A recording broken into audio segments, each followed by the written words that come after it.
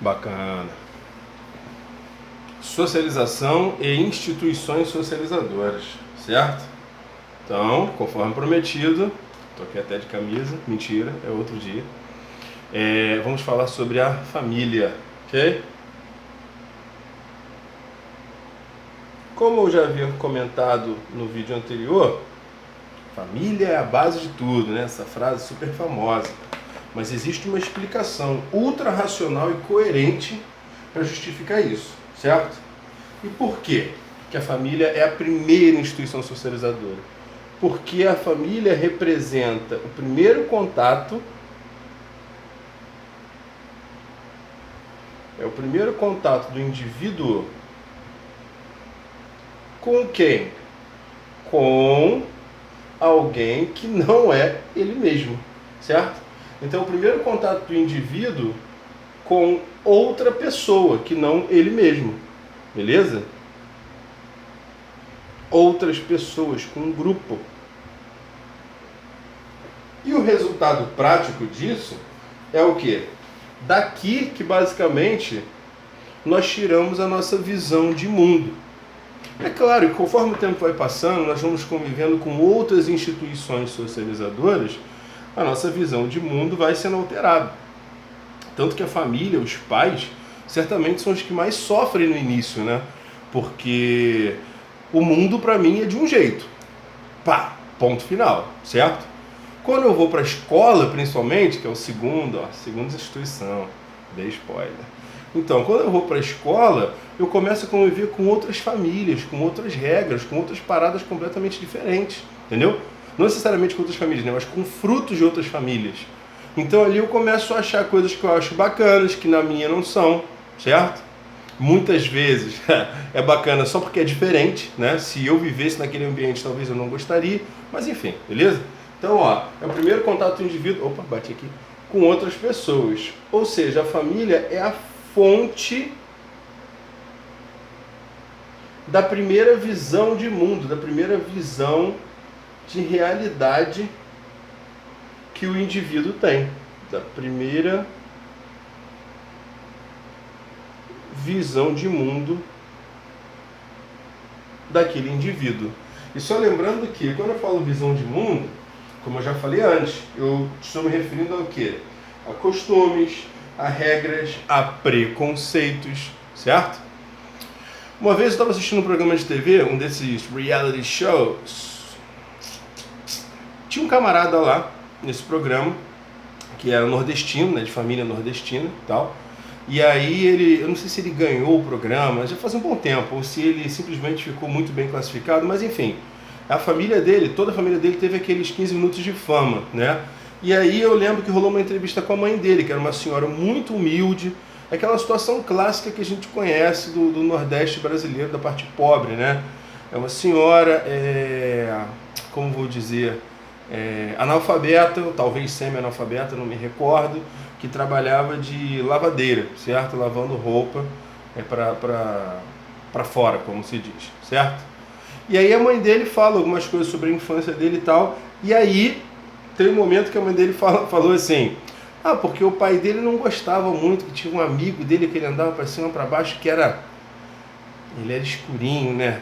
Aí o pai dele falava, fulano, esse tipo de gente não presta, tal, mas ele... E aí o repórter mudou de assunto, sacou? Então, cara, é um preconceito, sabe? É um preconceito que certamente, pela entrevista, pelo contexto, está enraizado na visão daquela família, entendeu? E com certeza o camarada quebrou esse preconceito, né? Tanto que é uma pessoa pública e tal. Não vou citar quem é. Bacana. Beleza? Tá. Eu tenho 2 exemplos aqui que eu deixei anotados. Um exemplo é de um moleque que estudava comigo quando eu estava no, jardim, criancinha, que o moleque gritava. Ele não falava, ele só gritava. Mas não é gritar loucamente, não. Não. Que em inglês a gente diz que é o scream, que é aquele grito que não tem significado. O que ele fazia é o que em inglês a gente chama de yell, que é quando você fala, você passa uma informação, entendeu? Só que falando muito alto.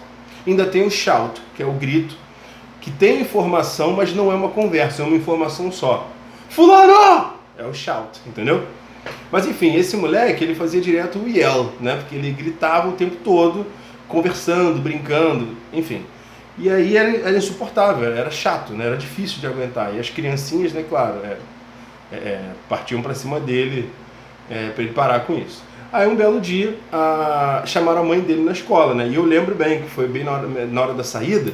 Aí a professora falou, a tia, né?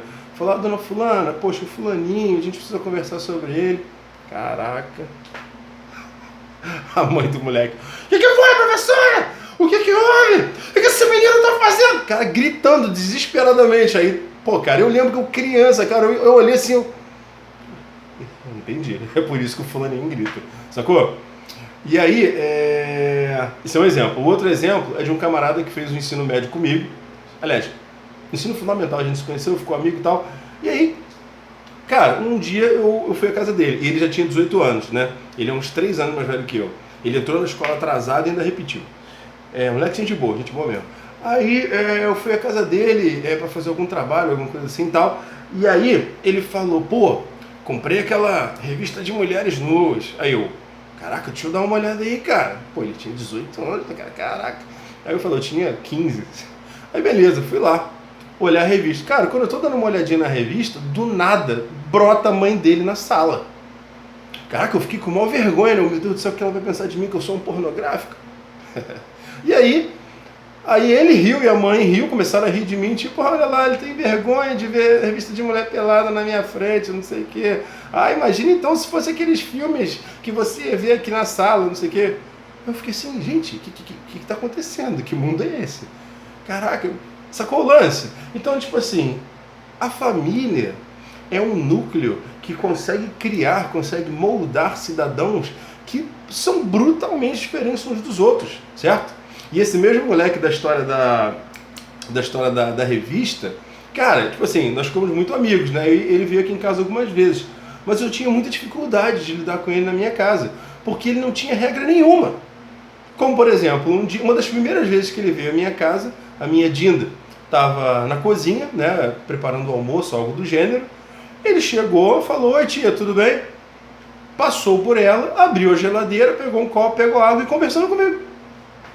Natural.